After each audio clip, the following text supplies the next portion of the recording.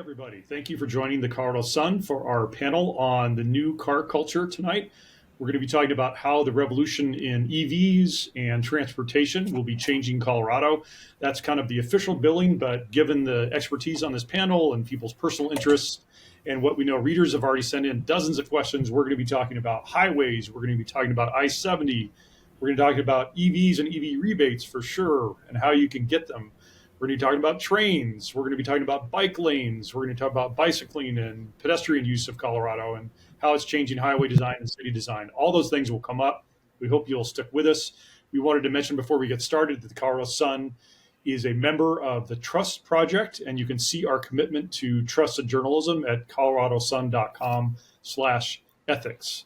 And also go to coloradosun.com for future events and all of the great news that we produce every day. Tonight with us on the panel, we appreciate them giving their time and joining us.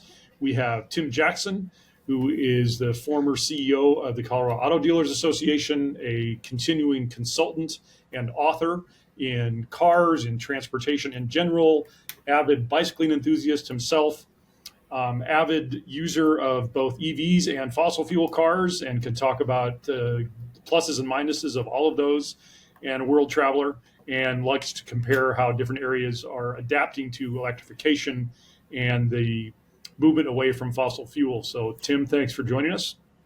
We also have Travis Madsen from the Southwest Energy Efficiency Project, who is one of the directors and analysts in their transportation projects and their clean energy and clean transportation projects, and speaks frequently with analytics and with policy discussions, and has been a contributor to Colorado Sun News very often in the past, and is a frequent member of all these discussions on all kinds of panels and testifying citywide and statewide.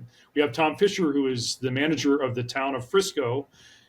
Summit County and Frisco have a lot of things going on with transit right now, and when Tom's going to tell us updates on what's going on with those transit projects and how they look at policy and changing policy in transit, providing more transportation for obviously the growing needs in that county. He's also a member of the I-70 Coalition, which works on trying to make sure that I-70 is working for everybody, not just ski traffic, but also trucks who provide all the goods that we need back and forth all day long, emergency services, and all kinds of things. So Tom will be talking about how I-70 is working or not working, might have a comment or two about trains and whether we should get them in the mountains and whether that's ever likely. And we also have LaSheita Sayer, who's with us from Women Who Charge. LaSheita is executive director, and it's a group that aims to promote and increase the presence of women in leadership positions within the electric transportation field. Not only is LaSheita a dedicated advocate for the expansion of electric vehicles, she's also deeply committed to reducing greenhouse gas emissions. LaSheita also, if you can catch her, she can give us the times, shows up at IHOP for Wednesday discussions, talking to women and anybody else who wants to join about everything from how to get an EV rebate to range anxiety, how an EV might work in their lifestyle and in their work needs. And so is very up to date on what people are worried about, what they're attracted to, and what they think might not be working in the system, and how to get chargers, all of those things. So thank you all for joining us today. We also want to remind listeners tonight that in your YouTube chat, you can add questions, and we will be answering those live tonight at 6 o'clock and have some of our experts there and me there to answer those questions as they come up. So your opportunity to ask more questions and make more comments is not over. But we'll be throwing in your questions that you've already asked in multiple ways. Tim, why don't you get us started by talking a little bit about where we stand on EVs right now? There's some concern that the momentum for EV sales has deflated a little bit. I'm curious what you hear from the dealers in Colorado, your friends and experts in the business. Have the new federal rebates that kicked in and became easier on January 1st jump-started that again? So just kind of give us a state of where we are on EVs and public acceptance. Sure. And first off, I'll talk about Colorado specifically and then nationally. Colorado, with the added incentive that was implemented on July 1, 2023, that made a definitive difference in EV adoption in Colorado. It helped bump the EV sales as a percentage of overall sales by about 3% or so, and that's from 14 to about 17. That counts both battery electric vehicles and plug-in hybrids. So Colorado has, over the last 10 years or so, been ranked right around number 5 in America on EV adoption. So we're way ahead of most. We've also been blessed during that time with a lot of EV incentives, which has been very helpful. I think the Colorado's impact on EV sales has been twofold. One, we have I think we as a community are interested in the environment, maybe more so than the country as a whole or the average. And second, the state has stepped up with the EV incentives. So EV adoption in Colorado is I think still doing very well. Although the trajectory, the climb, has softened a little bit. It's still edging up, and I would say the same nationally. Although EV adoption nationally is not as great as it is here in Colorado, it is still increasing every month and every year. But in the federal incentives you ask about, Michael, I think will help. It's probably too early to tell how much impact that's had since it just went in on January 1. I think overall that will help. Um, You've just been we're traveling the last couple of days. I was going to ask you how Colorado compares to Missouri in terms of renting an EV, finding chargers, just the kind of general buzz. Sometimes we feel like we live in a bubble here where Colorado may be doing fairly well compared to some states. right. Well, I think Colorado has not only been better on EV adoption, but Colorado has been much more progressive on EV infrastructure to encourage EV adoption. So you see that when you go to a state that's not as aggressive or progressive on that. I flew into Kansas City Friday afternoon, had to go to a memorial service in Northwest Missouri, and then on to see someone that's on deathbed in Jefferson City. I with the cold weather that the was rampant throughout the country and in Missouri at the time, I questioned whether I should get an EV, but I'm pretty much EV centric, so I rented a battery electric vehicle. I requested one that was my first battery electric vehicle. They didn't have it in stock, but they gave me another one that was very suitable. I'd requested a Ford Mustang Mach-E. They put me in a Hyundai Ioniq 5. It was a very nice car, and it did fine for my trip. What I did find in looking for charging stations along the way, they're not as plentiful in Missouri as they are in Colorado. And they're not as frequent. They're further apart, and not as many of them. So I think in that regard, Colorado is blessed with being a leader in EV infrastructure, and that's going to help us in the long run. That said, even though the temperatures on this trip were sub-zero at nights and low single digits by day, I still had no problem traversing the state of Missouri in a battery electric car. And I think I took your challenge, Michael. I thought, do I take this challenge or not? I did, and I have no regrets. It was a perfectly fine trip. All right. Well, thanks for making it through the challenge. We appreciate it. LaSheita, I wanted to ask you if these are the kinds of questions that people come to you with when they're talking about thinking about an EV, thinking about how to get a charger, or if it's a whole different set of questions, and what are the most common conversations you're having as you try to expand the number of people who might be thinking about electrifying their lives with clean electricity. Absolutely. The when I have conversations with folks that are thinking about getting electric vehicles, you usually have no idea what's going to come at you. They open their mouth and the entire plethora of options. And so yeah, but oftentimes it's the edge cases. Well, I'm planning on I make a trip once a year, and I want to make sure that the car's going to be able to make it there. It's great when we're able to answer questions like this, because with answers of experiences like what Tim has had, even though the charging system may not be as robust as the charging system here in Colorado, it's still doable. And I think a lot of it comes from being an experienced person behind the wheel of an electric vehicle, understanding that you'll have to make plans for charging the similar way that you make plans for regassing and refueling a gas car.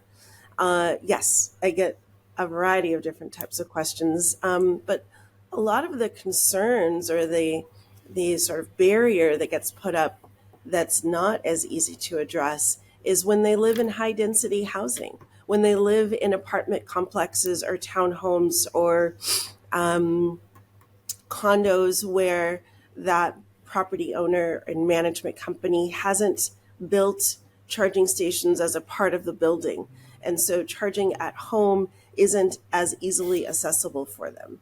And then it opens up to the public charging infrastructure. Now, as Tim mentioned, here in Colorado, especially in Denver, we are very fortunate to live in a place where we have access to charging, but for a lot of folks, it simply still isn't as convenient and it's not as obvious where they can charge because our charging stations don't have flashing lights.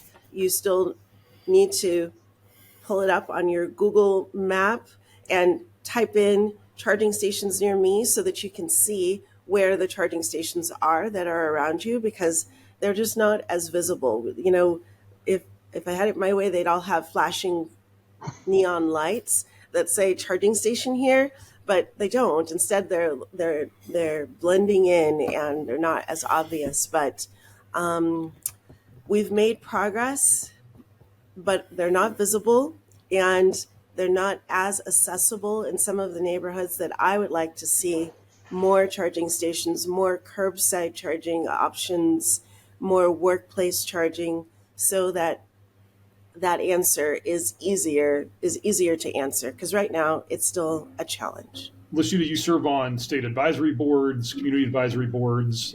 State Colorado Energy Office has a lot of money available, federally and state, to add chargers, and are planning a lot of these out. Are they listening? And are they trying to? Are they? Do they understand what the challenges are in multifamily housing and the other things that you just mentioned? I think they hear it. um, I sometimes wish that they could be a little more creative with how those dollars are distributed. The feedback that I get from them is that it's government money, it's state money, and they need to make it so that they can track it and that it's justifiable and red tape, all I hear is red tape, red tape, red tape.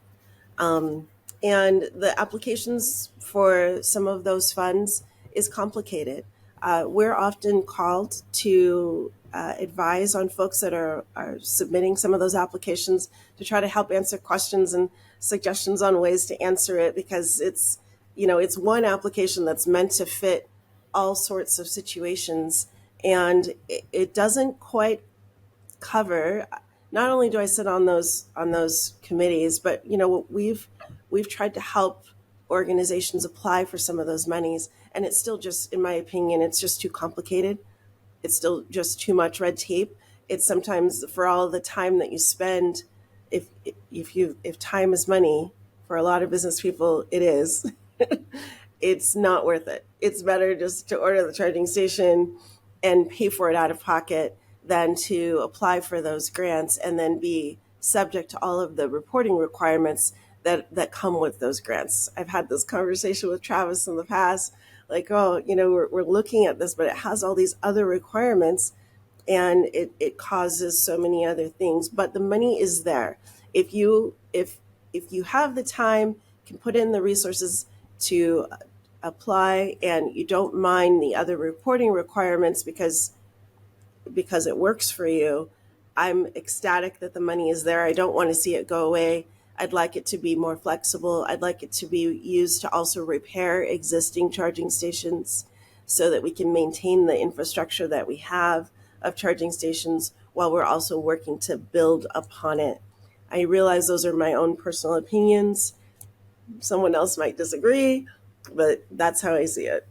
Well, that's why we have you. And I doubt if people would disagree that they need to at least be cognizant of getting chargers to all corners of the metro area, all corners of the Front Range, all corners of the state. There's not just urban equity, there's rural equity, and we can talk to Tom Fisher a little bit more about that.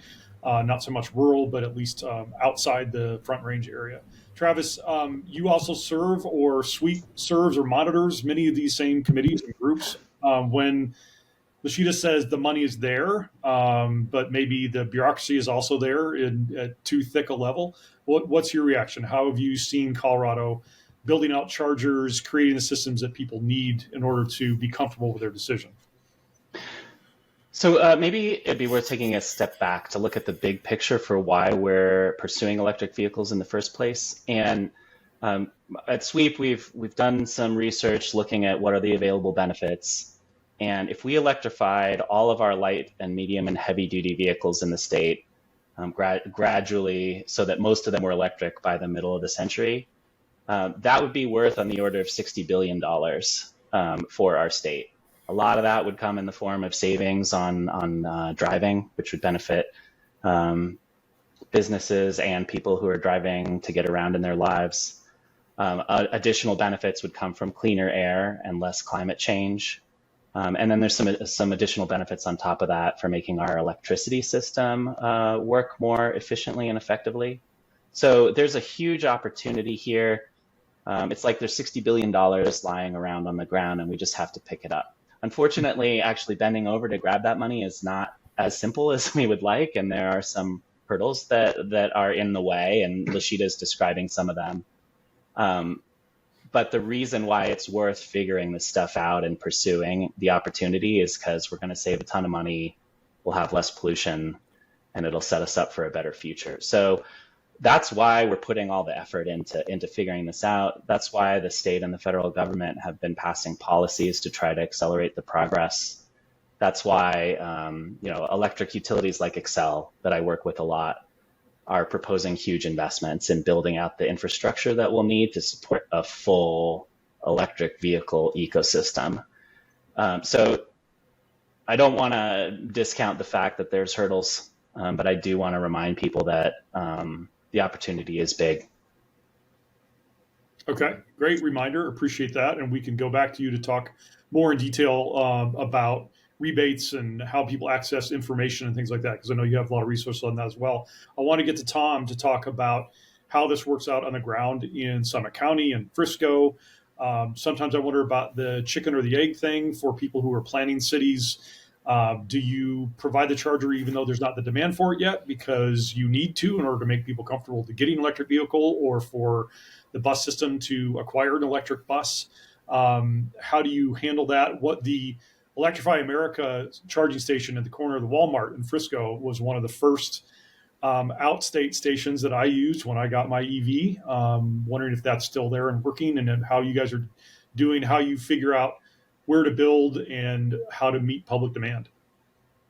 It is still there, and it's variable about how often it's actually completely working. But that's part of the challenge of having charging stations, is that they are a component that can break down, and so you have to deal with that. I think government has certainly been, and local government a lot of times has been the leader in putting in infrastructure for electric charging, but I'm not sure that's the right long-term thing. I mean, we're putting in and planning to put in mostly in public parking infrastructure, whether that's on street or in parking garages, to have electric charging available. But that's only one place that people go. Largely retail destinations or tourism destinations, in our case, are where people are going, and that's where the infrastructure needs to be, besides home charging, which is obviously the other end of that needs to be there. So, as much as LaSheita talked about how government quite often has the time to be the one that applies for grants, it's probably not the complete place where charging infrastructure needs to go. So there's other barriers. And then on top of that, the time lag around having money to put in chargers and then working through the a lot of times the electric infrastructure provider, in order to get that installed, is another barrier that we haven't overcome yet. Okay. Well, I don't know if we need to name names. Who is the provider in Summit? Well, Excel is the biggest provider in the state. That's who we have. So that's where we have my most recent experience. Well, Excel gets talked about a lot. They're used to it. They have a lot of rebates available. They are good at publicizing those, but they also get complaints from solar panel installers who say they're not hooking them up quickly enough. I've heard the same thing about towns wanting to install infrastructure. There are definitely complaints about Electrify America and their maintenance of their facilities all around the country, and whether they're doing a good enough job to giving the people the reassurance they need.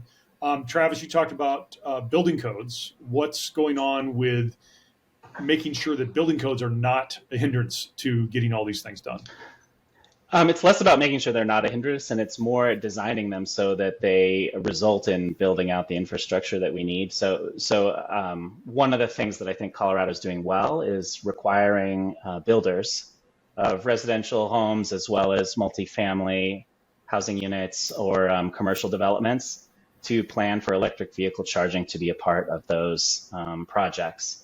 So anytime we're building something new or renovating something significantly going forward, builders will be putting in the infrastructure necessary to support EV charging. And eventually, I'm optimistic that we'll get to the point where having an EV charger in a house is as common as having a clothes dryer or a dishwasher or any other kind of appliance like that.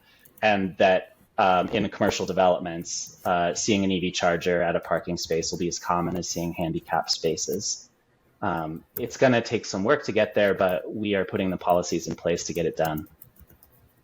And what about for multi-unit apartment buildings? I know there have been legislation in the last couple of years for a minimum number in new construction, but like for Summit County, for example, you've got a lot of condo buildings that are older, 1970s, 1980s, and they need to add chargers to people using those facilities, both local workers and tourists who are using EVs.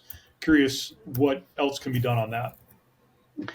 Excel has a program for the owners of multifamily buildings where they will support the installation of charging infrastructure on the site and cover a lot of the costs. And I think that program's pretty new. It's been running for a couple of years now, and I'm sure that they can make it better. And I'm optimistic that that is going to be a major activity for the utility going forward. And eventually we're going to get to all the buildings. It's going to take a while.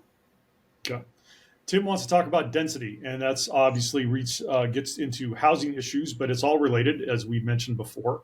There are a lot of communities that want to build more density in order to create more affordable housing, more different kinds of housing in one place. One of the options that they talk about is not having parking spaces related to every single unit, because that gives you more room for living. And if you give up parking spaces, you're giving more room for living, more room for people to have an affordable apartment. But Tim, that raises other issues on the things that we're talking about. So what's your question? Well, I think in what Travis said regarding building parking with charging, I think that's very important, and that's going to be important for the electrification movement to succeed. But if we build residential without any parking at all, where is the charging going to take place? And people are going to have cars, so if they don't have parking in their building, they'll park on a street next to somebody else's building or residence. CSU saw that when they built dormitory housing without parking, and they had to go back and add the parking later because the students were filling the neighborhoods with cars on streets. So we're not at a point yet where people are giving up their cars enough? Is it because there is not enough dense transit, enough dense public transportation and frequent public transportation that they can rely on? Any one of you can take that. Tom, why don't you talk about what's going on with Summit and Frisco in terms of trying to improve public transportation and what still needs to be done? Well, sure. The challenge coming out of the pandemic, and I think a lot of transit agencies are still facing the same thing, whether we have the right infrastructure with modern vehicles in order to achieve the frequencies that we had prior to the pandemic, or even the driver base. RTD faces that problem. Every transit agency in Colorado, and I'm sure across the country, is having that same issue. We're just in Summit County, just coming out of it. We've gotten our driver base back with the Summit Stage and Breck Freeride in order to bring back the frequencies that we had pre-pandemic, which can support a much larger use of transit. We'll see that fully implemented this year, and as well as catching up with our infrastructure, not only from the standpoint of realizing that we still need to have fossil fuel buses in order to cover the gap until we're able to fully electrify.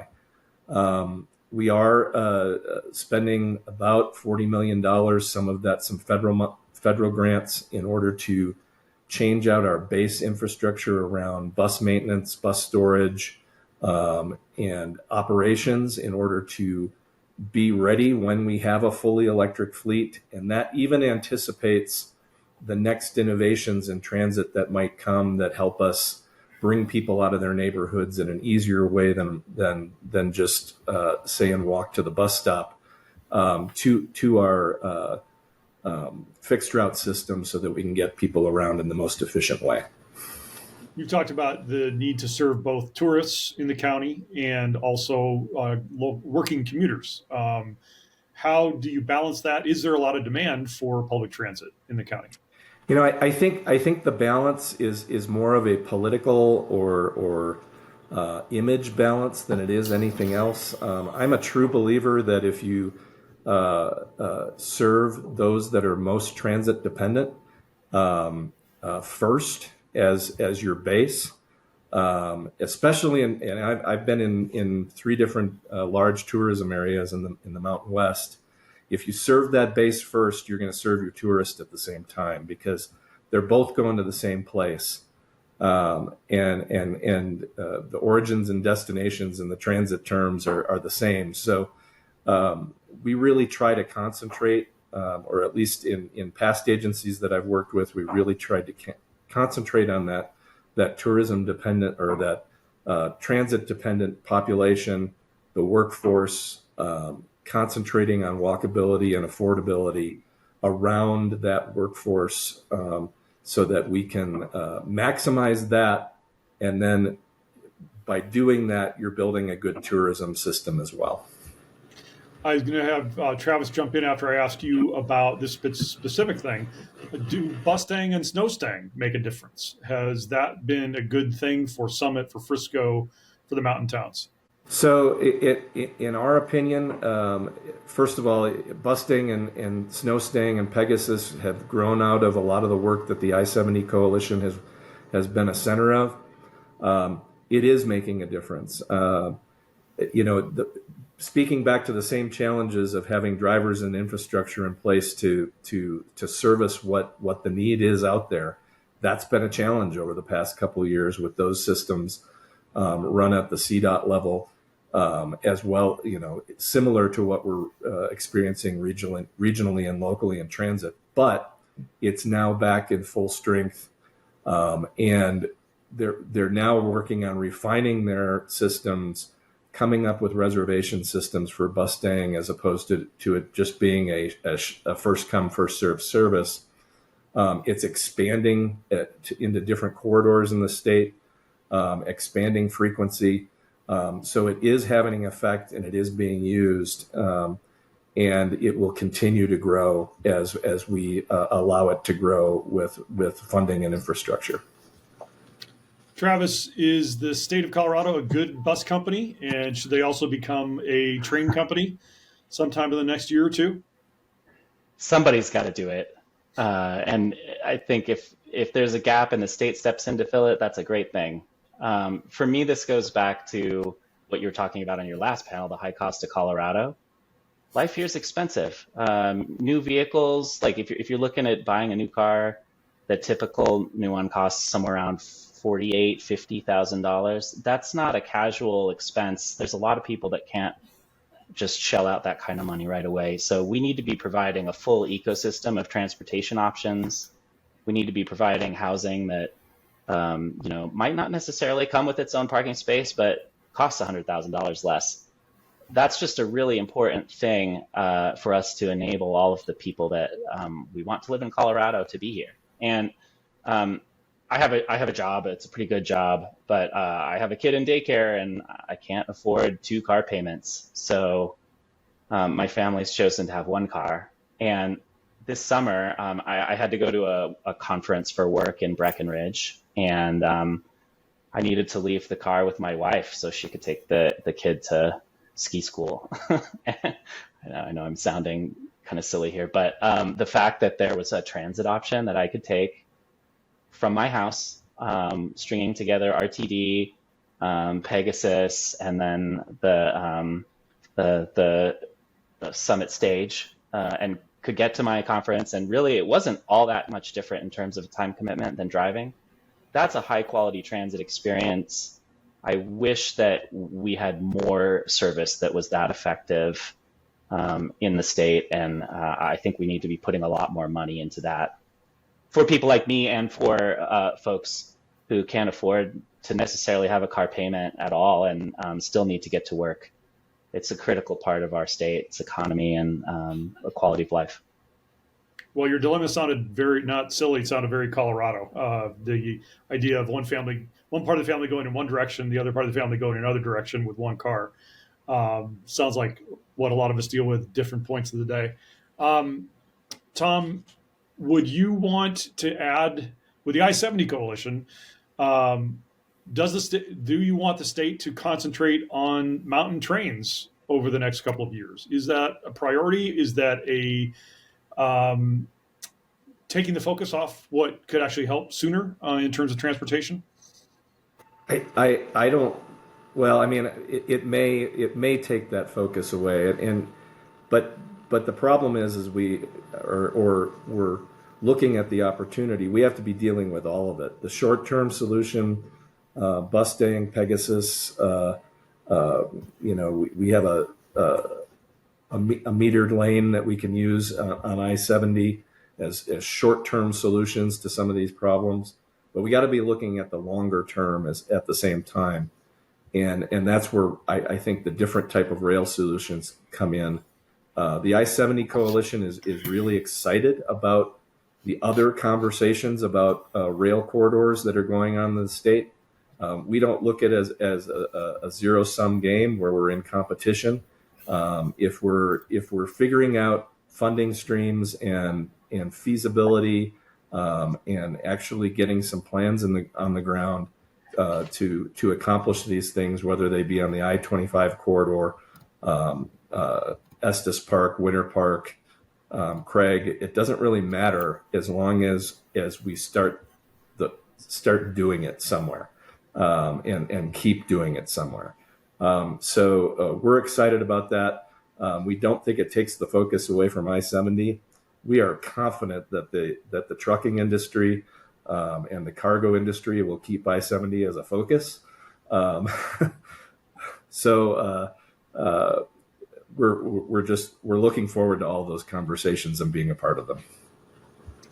Tim, are you willing to pay more sales taxes, and are car dealers willing to pay or administer more sales taxes for a train from Pueblo to Fort Collins or other potential transit improvements? So far, trains haven't been a real viable solution for overall mobility needs, and it's because of the high cost. When Travis was talking, and his numbers are pretty accurate, the average price of a new car is $50,000. As recent as pre-COVID, it was only $33,000 to $34,000. So there's been a huge increase in the cost in the price of a new car. Industry-wise, I think the auto industry needs to find a way to make cars more affordable, but adding an additional percent on to what is already in a lot of communities, a lot of sales tax districts, around 10% sales tax on the price of a new car, I think that's going to make it's going to be a burden. It's not going to be on the auto industry; it's going to be on the customer, and and the question is whether they will use it because um, already they're paying a stiff penalty, or let's say a stiff price for RTD, and not many people are using it. It's not back to the pre-COVID levels, but yet the cost goes on. LaSheita, I know that your group is focused on EVs in particular, but I know the conversations about transit and public transit come up all the time as well. If the people you talk with frequently had a magic wand and could do something in transit, would they be interested in more free fare months or more frequency, more reliability and frequency, so that they know if they walk out to Colfax, there'll be a bus within 5 minutes? What do you think would be the best way for the government, for activists to be spending their time and money? I think what I hear is, well, so the results of our free fare months doesn't seem to really drive up ridership. And what that tells me is that it's not necessarily about the cost, it's about the service that's being delivered. And Okay. what we're lacking, and the barrier that makes someone decide to ride a scooter or or use other forms of transit other than RTD, is the experience that they have when they're on the bus, which down in Denver is very unpredictable and very uncomfortable for a lot of folks that are traveling, especially if you're moving around with small kids. Mm-hmm. And secondly, it's, does it get me where I need to go when I need to go there? And the answer, unfortunately, in both of those cases isn't a positive one for RTD. And so I think the answer to your question, Tim, is it frequency? Is it cost? It's frequency and experience. It's, do I feel safe? Am I comfortable? And does it show up when I need to get to where I need to go and take me where I need to go when I get there? So it's not necessarily, I think people are accustomed to it's public transit. It's going to make stops. It's going to take a little while to get there. Express options are often there. It's one of the reasons I am curious to see how things like the Colfax BRT is going to work out, if it can improve the experience. I'm not really sure how it's going to do that, still traveling down the same road. But it's going, it's said to have, the designers have said to try to address some of those concerns that they've heard from the community and from riders, that on a part of the line that already experiences a tremendously high volume of folks that need it and depend on it to move from one part of the Denver metro region to the other. It's not a perfect solution. I'm a fan, especially of the rail line going through the state. I'm always amazed when I move around the state at the amount of traffic, the amount of commuters between Colorado Springs and Denver. It just blows my mind how full I-25 gets on those commute times. I know I-70 is getting everybody up to the mountains. The other part of our state's economy is very important to get up to ski towns. But I'm always just blown away with the amount of folks that commute daily between Denver and Colorado Springs. And I'd love to see a solution. I'd love to see another alternative for them to take that complements bus staying, that gives them an opportunity to say, I'm not going to take my car today. I'm going to take this into downtown instead. So I think one of the ongoing questions, not just for us, but for RTD as well, is we're seeing exactly what we're talking about as we're driving along I-25, but then you hit the metro area and then you're driving alongside parallel with trains that are often largely empty, except at the very peak commuting periods of the morning and afternoon. So Travis, how do we fill up those trains? How do we fill up those buses? And also, if you want to take on explaining to our listeners who aren't as familiar what Colfax BRT would be, that would be great as well. But does Sweep get involved in transit issues, and what are some of the things that you think can be done in the near term? Yes, we are involved in all of those things. There were a bunch of questions in there, but let me start just with the definition of BRT so folks can understand that. It means bus rapid transit. It's transit in a bus, but the experience is more like a light rail. So the design is intended to give the bus its own travel lane. The stops have little platforms and it feels more like a train stop. And the bus will have signal priority, so won't be sitting at red lights all the time.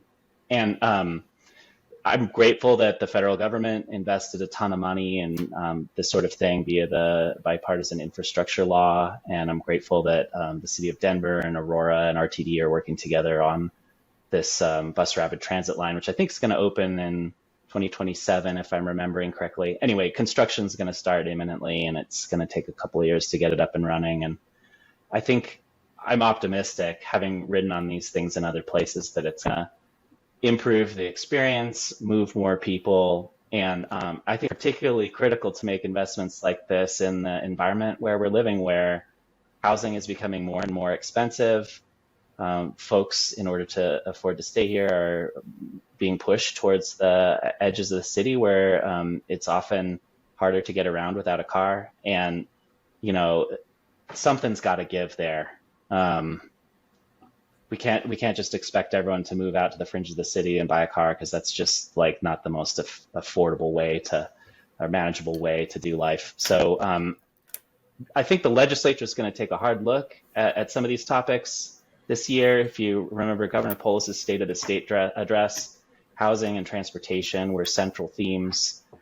So I think the state's going to be looking at making investments into improving our transportation network, and on top of that, I think also making some changes to the patterns of where we're providing housing. The light rail is a great example of this. The system was big parts of the system were designed to serve suburban commuters who are traveling downtown, and when I go and look at the park and rides out on the fringes of the city, they're often empty these days. COVID, I think, the whole work from home experience had a really big impact. I think that change is not going to go away, and we need to be looking at making some changes, maybe to how we're using land, like those empty RTD parking lots, and consider putting mixed use, urban, commercial, residential developments there, so that there's stuff happening at the station. It's so that the station becomes a place that you'd want to be, a place to live, a place to shop, a place to go to a restaurant or whatever. And without making changes like that, I think it's going to be harder to get those trains to be full of people again. A reminder to listeners, too, that the state government has ordered the Colorado Department of Transportation to be involved in those kinds of decisions, in the way that they plan highways, in the way that they plan transit projects, land use planning, as a way to cut air pollution in the future. And road miles traveled is one of the things that are now tasked with every time they plan a new project. So not just RTD, but CDOT is supposed to be involved in it. And I know that Sweep monitors that as well.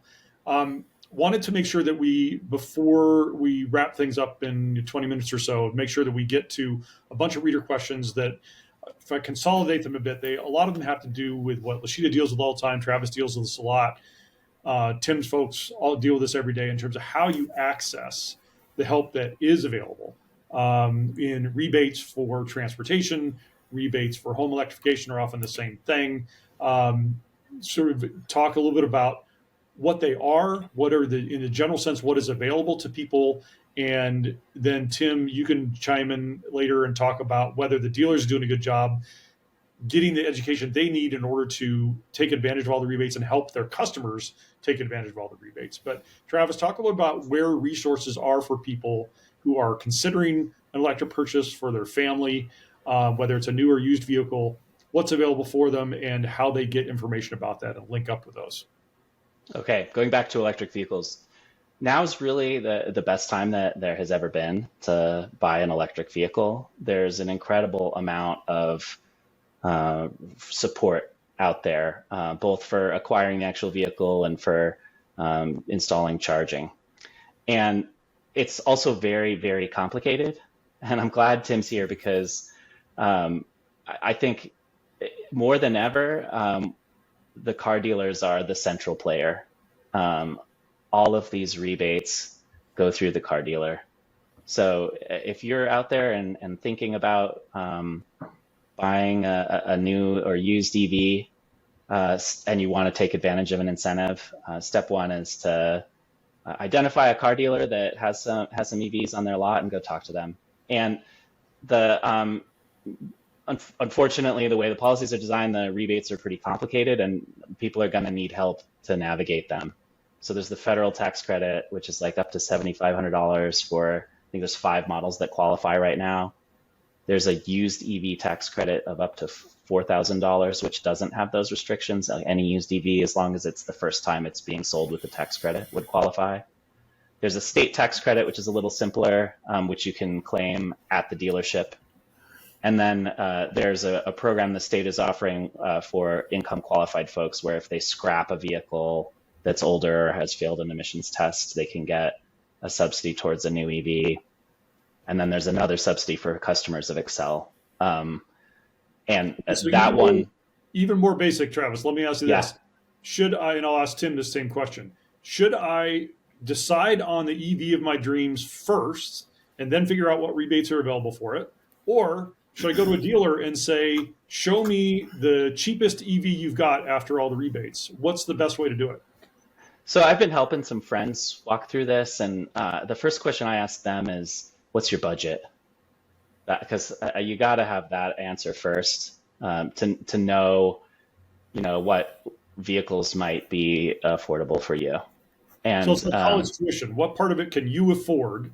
And then we'll go from there. yeah, figure out your budget and then put together a list of the vehicles that you might be able to cobble together enough incentives to actually buy. And it might be a new vehicle, it might be a used vehicle, but it really depends on the individual's budget. Okay, Tim, you want to chime in here? Sure. And I agree with everything Travis just said. I think he framed it where the incentives are. He framed it very accurately, as far as I can tell. Two things I would say. One is on the first off, the state of Colorado has done a much better job in keeping it simple. You heard the famous KISS, keep it simple, stupid. So the state of Colorado's incentives are much more blanketed to the EV market in general than the federal. That said, on the federal, a lot of vehicles that may not show up on the list. I think Travis said, I believe you said 5. The latest I saw is 12 vehicles now qualify for the federal incentives. But that's still not very many when you consider how many EVs, electric vehicles, are in the market. So I think the first thing is figure out what price point you have, whether you want to go to a battery electric vehicle or whether a plug-in hybrid may be a better entry vehicle for you, or all-around vehicle, and or just a pure hybrid, which don't get the incentives, unfortunately, but may be a lot less expensive. So figure out figure out the price point, then see what vehicles will apply. I think it is safe to nowadays to go to a dealer. The dealers are becoming educated on them much more than maybe when EVs first came out, but also consider that you might be able to apply the federal incentive on a lease of a vehicle that doesn't qualify for that incentive as a purchase. It further complicates it. If you don't like a lease, that's maybe not going to help you. But what's happening is then the federal incentive to buy an EV is rolling into the cost of the lease. So leases that I'm seeing out there now are very, very affordable for a lot of people. I'm seeing price points of $300 to $400, maybe $500 a month on a lease on a 60, 70, $80,000 vehicle. So I think that may be a very viable option, and then apply the Colorado incentive on top of that, and or the Excel Energy incentive, which is pretty applicable to most parts of Colorado, but although not all parts.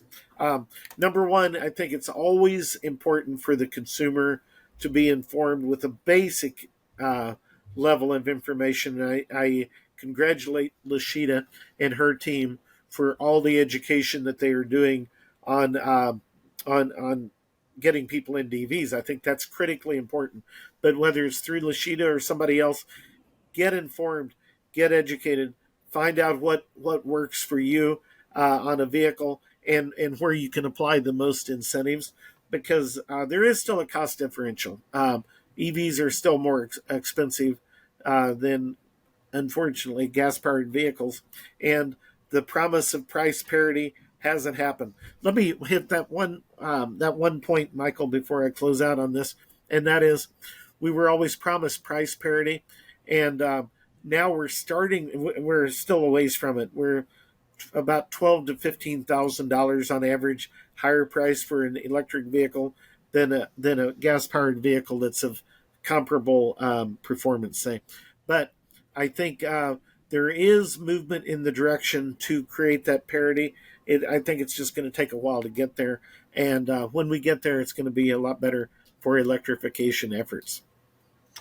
LaSheita, one thing that you talk about with your groups a lot is the access to the charging part of it. Yes, okay, let's say we've got the vehicle picked out, we know what the rebates are going to be on the vehicle. I am interested in having a faster charger at my house, or just access to a plug-in, even for the regular slow extension cord charger, because I am in an apartment or I need it at work because I'm there 12 hours. Tell me what people's concerns are. You have talked about workplace charging as being a really important link to all this. I agree. I think workplace charging is a solution that helps us to address the equity concerns that we have. It's not the complete solution, but it's an idea. And I'd really love to see some additional support from our government and from property owners. And if you're looking for like an action item for some of your viewers and readers, it's around advocating for employers and small buildings and property owners to jump on the bandwagon of having level 2 charging stations available. Speaking from our organization, some of our objectives around equitable access to charging and safe places to charge. Charging at work is the second safest place for a woman's perspective to charge. If I can't charge at home, or if I can charge at home, the second safest place to charge would be at work. If I don't have access to charging at home, the first safest charging place would be to have it at work. So this idea of equitable access, it's getting more creative and creating this fabric of a variety of different types of charging options to be available. Small ones, big ones, green ones, yellow ones, tall ones, short ones, all the different types of charging stations we need available. And I think it's a great benefit for employers to consider having charging station available at work that can be free or low cost to their employees, especially if they're employing folks that are making minimum wage or within 10% of minimum wage. That becomes a huge benefit for them to be able to charge at work once a week or every day, however that plays out for the amount of miles that they're traveling. And I think sometimes it's a conversation that we're not having frequently enough. We built workplace charging at our office here at Women Who Charge, and we use the rebates that were available from Excel Energy. We also got some assistance from the Kaiser office to help with that. They understood the scenario that we were trying to build, and I think it's advantageous for our employees. We've piloted a way to try to cover some of the maintenance expenses by opening up the charging stations to be available to the public at night and on the weekends when the employees aren't here at the office. And so we're exploring some of these out of the box, a little more creative ways of approaching it so that it can be a solution for other small businesses to consider. It's got some kinks that we still need to work out, but we're trying to build it and give that feedback so that other things like this can be built. I'm really glad you brought that up because, as an EV guy and maybe as male policymakers, we're not thinking about the issue of asking women who buy an EV who are coming home from work late at night in the winter to hang out at a charging station that's at the corner of a gas station or behind an office building and it's dark for 20 minutes or 45 minutes. It's different than gassing your car up for a minute and a half. And even that is intimidating, obviously, to some people. And should be. So I really appreciate you bringing that up. It's you got to figure out what's going to make people comfortable. Tim mentioned that in the chat. Making people comfortable with home electrification as well is a key part of all this with consumers. So thanks for adding that. We've got just a couple minutes left. Tom wanted us to talk a little bit about where artificial intelligence, which we hear about all the time, might fit into some of these transportation plans.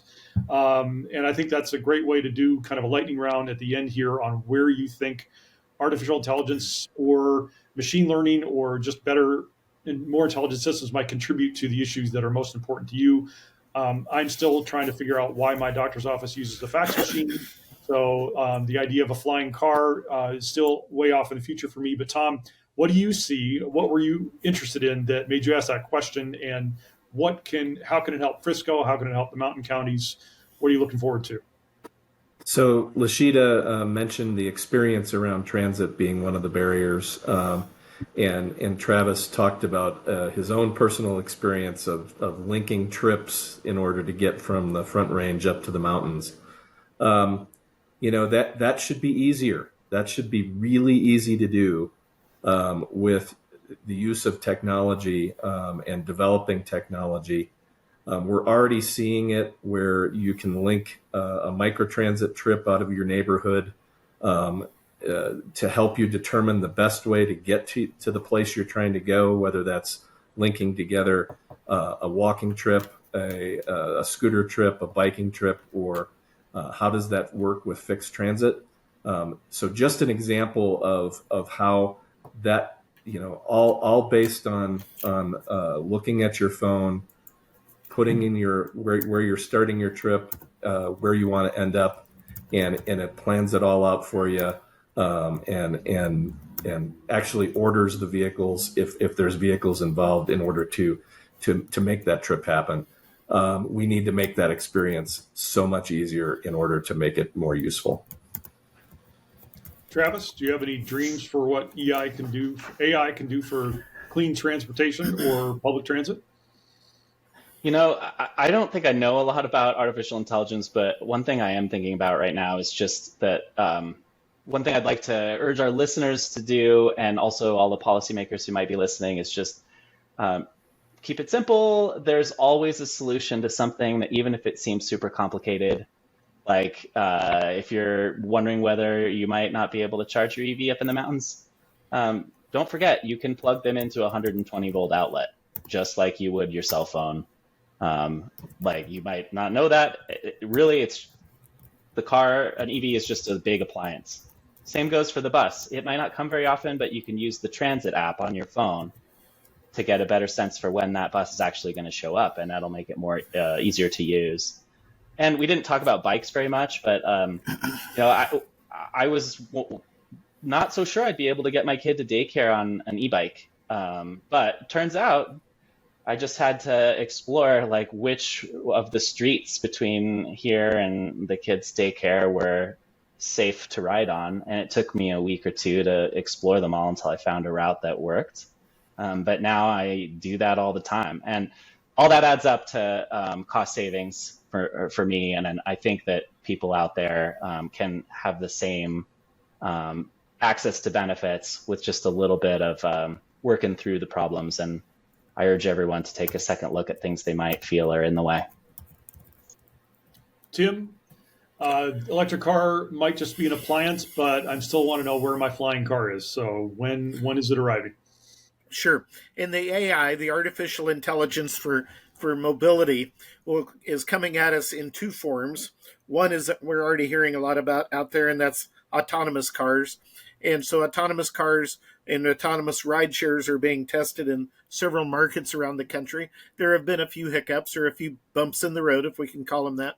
But one study that Waymo has done, Waymo is a Google division of autonomous cars.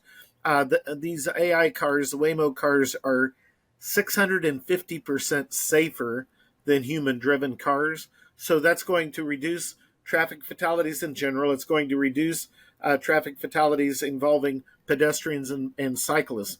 The next generation of that will be flying cars. And there are over 200 startup companies right now investing in vertical takeoff and landing vehicles, or AKA flying cars. What's amazing about that is where the investment is coming from. By the way, on this section, I've moved from a skeptic to a believer, and I've moved from a question of if it will happen to a question of when it happens.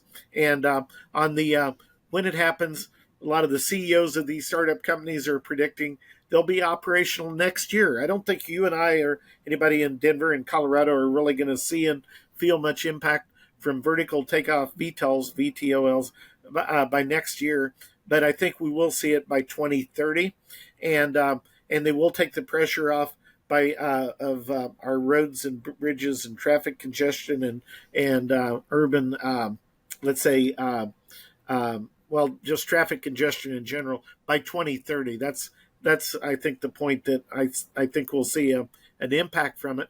What's most amazing is where the investment's coming from. It's coming from aircraft manufacturers like Airbus and Boeing and Bell Helicopter and Embraer out of Brazil. It's also coming from airlines like United and Delta and JetBlue and American. And it's also coming from automakers, Toyota and Honda and Mercedes and Ford and Stellantis and Hyundai are all investing heavily with aircraft makers and airlines to get these flying cars off the ground, pun intended there. LaSheita, does artificial intelligence have anything, or machine learning or technology in general, have anything to offer your group, or do you just want safe, affordable charging available for EVs? Tell me if you have any concerns in this area. Safe, affordable charging for EVs is going to be improved by artificial intelligence. It already has. Knowing where they are, knowing what's available, knowing the interaction between the charging station and the car, helping me. I use AI in my life already on a day-to-day basis, and the more that we can streamline these types of things, the less uncomfortable the transition will be. Universal payment systems. I mean, so that I know what I'm going to be paying with, and that it will accept my card or my previous registration that I did when I was at Electrify America last week versus charge this week. Those integrations of those things and the payment and the forms of payments, I'm sure that there's some AI behind all of that to make it smooth. The development, the fact that I can pull up on my phone and plan a trip using various types of transportation methods, from one point of the city to another point of the city, I'm confident that has something to do with AI as well. I'm not afraid of it. I grew up in tech. I have faith that there's people like Travis that are working on the policy side to protect me from the bad things that AI may. Sorry, Travis. No small feat there, but I have faith. Well, and I know that it's being put to the applications of things that are complicated to make those things easier on this end. And so I want to end this on a positive note that there's room for improvement. AI can help us to get there. And until my autonomous vehicle is available for me to hail through my Uber app, I'm going to be depending on AI to make the manual experience of driving a car simpler. All right. Well, let's end on that. I do like the optimism. So let's hope that AI can do more than make Elon Musk rich, who's already rich enough from Tesla. So appreciate everybody's expertise on all of this. Travis Madsen from Southwest Energy Efficiency Project, Tom Fisher from Town of Frisco and I-70 Coalition, LaSheita Sayer from Women Who Charge, Tim Jackson auto enthusiast, auto expert, transportation expert. Thanks for giving us your time. And folks, tonight we will be adding in along the chat channel more of these resources that are available on rebates. We've written about it at the Sun. All of our experts have contributed, and we'll be pouring those into the channel. And people should go to coloradosun.com for continuing coverage of electric vehicles, transportation, I-70, future trains, flying cars. And we appreciate everybody's time tonight. Thanks again for joining us. Thanks for the opportunity. Thank you, Michael. Thanks, Mike.